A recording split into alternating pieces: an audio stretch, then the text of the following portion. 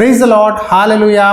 प्रभु यीशु मसीह के नाम पे और एक बार लॉर्ड्स हाउस यूट्यूब चैनल के द्वारा स्वागत करता हूं। आज परमेश्वर का वचन आपके लिए है। भजन संहिता चैप्टर 134 वर्स 2 में इस तरह लिखा है, अपने हाथ पवित्र स्थान में उठाकर यहोवा को धन्य कहो। Lift up your hands in the sanctuary and praise the Lord. क्या लिखा है? अपने हाथ पवित्र स्थान में उठाकर यहोवा को धन्य कहो। आप में से कितने लोग हाथ उठाकर प्रार्थना करते हैं? मैं जानता हूँ बहुत लोग घुटनों पे प्रार्थना करते हैं, खड़े होकर प्रार्थना करते हैं और बैठकर प्रार्थना करते हैं। लेकिन क्या आपने कभी हाथ उठाकर स्वर्ग के ओर परमेश्वर को दोहाई दिया है, परमेश्वर की धन्यवाद देते हैं? यहाँ भजन संहिता में लिखा है, अपने हाथ पवित्र स्थान में उठाकर, यानी स्वर्ग के ओर, आकाश के ओर हाथ उठाकर प्रार्थना कीजिए। यीशु मसीह गेत्सेमैन बगीचा में घुटनों पे आकर हाथ उठाकर पिता से प्रार्थना करते थे। जब अमालेकी इजराइलियों पर युद्ध करने के लिए, लड़ाई करने के लिए आए, तब मूसा ने यहोशू से कहा, तुम जाकर उनसे लड़ाई करो। पहाड़ की चोटी पर खड़े होकर हाथ उठाकर परमेश्वर की दोहाई देता हूँ। जब मूसा का हाथ ऊपर था तब इजरायली लोग उस लड़ाई में जीत हासिल करते थे। जब भी मूसा का हाथ नीचे उतरता था तो लड़ाई में अमालेकी लोग जीत हासिल करने लगे।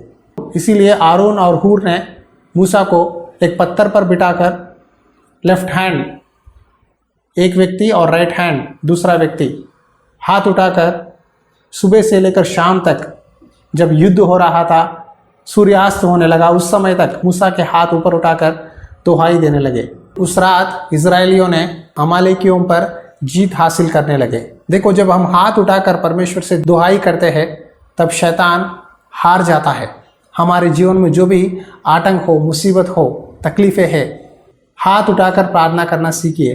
राजा सोलोमन भी घुटनों पे आकर हाथ उठाकर स्वर्ग के ओर इजरायलियों के लिए प्रार्थना करने लगा। परमेश्वर, जो भी व्यक्ति इस मंदिर में आकर प्रार्थना करेगा उसकी दुहाई सुन, उसको आशीष दे, कहते हुए सोलोमन ने प्रार्थना किया। आप जानते हैं यीशु मसीह एक समय वचन सुना रहे थे, भीड़ बहुत थी, 5000 पुरुष और स्त्री और बच्चे थे, यानी पूरा मिलाकर कम से कम 20,000 लोग हैं। उस समय खाने के लिए कुछ भी नहीं था, जंगल का स्थान था। तब यीशु मसीह ने कहा, उन सबको लाइन पे बिठा लो और तुम्हारे पास क्या है बताओ। तब एक छोटा बालक ने आकर कहा, हे प्रभु, मेरे पास 5 रोटी और 2 मछली है।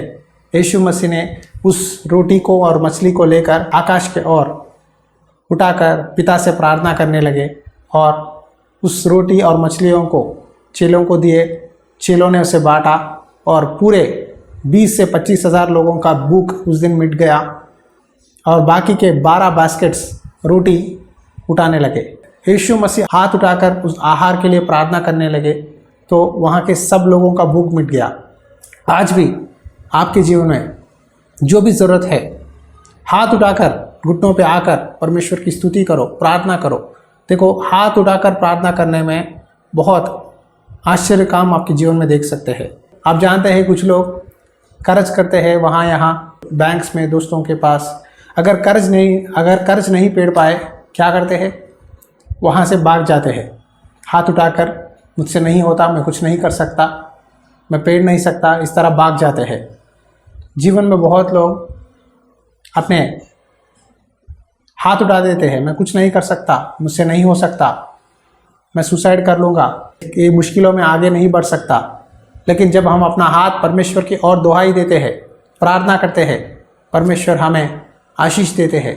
जिस स्थान में हम गिरे हैं उसी स्थान में परमेश्वर फिर से आपको कढ़ाएंगे, आपको आशीष देंगे, आपके जीवन में हर एक बंधन से बाहर लाकर आपको एक अच्छी गवाही की तरह इस्तेमाल करेंगे। हालेलुया। अगर अब तक आपने हाथ उठाकर प्रार्थना नहीं किए है तो प्रार्थना कीजिए। बाइबल में राजा दाऊद ने प्रार्थना की, सोलोमन ने प्रार्थना किया और दानिएल ने भी यरूशलेम के ओर अपना खिड़की का दरवाज़ा खोलकर घुटनों पे आकर हाथ उठाकर प्रार्थना करता था। आप भी इस तरह आकाश के ओर हाथ उठाकर प्रार्थना करना सीखिए। एक बार कोशिश करके देखिए, ज़रूर आपके जीवन में, आपके स्पिरिचुअल लाइफ में बदलाव आएगा।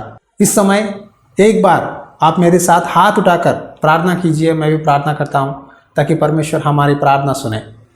अनुग्रहकारी दयालु परमेश्वर, इस समय प्रार्थना करता हूँ, हाथ उठाकर तुझे स्तुति करने में, दोहाई देने में बहुत आशीषें होती है।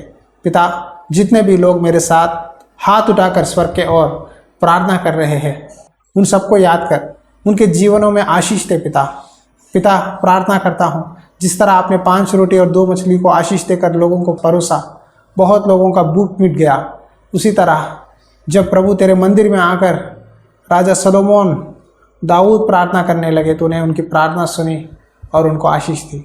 आज जितने भी भाई बहन प्रभु मुश्किलों में है, अपने आत्मिक जीवन में पीछे गिरे हुए हैं, उन सबको याद कर, उनके जीवनों में आशीष दे। तेरे लहू से दो, तू ही उनको चंगा कर। तेरी दया, तेरे प्यार के द्वारा तू ही मार्गदर्शन कर।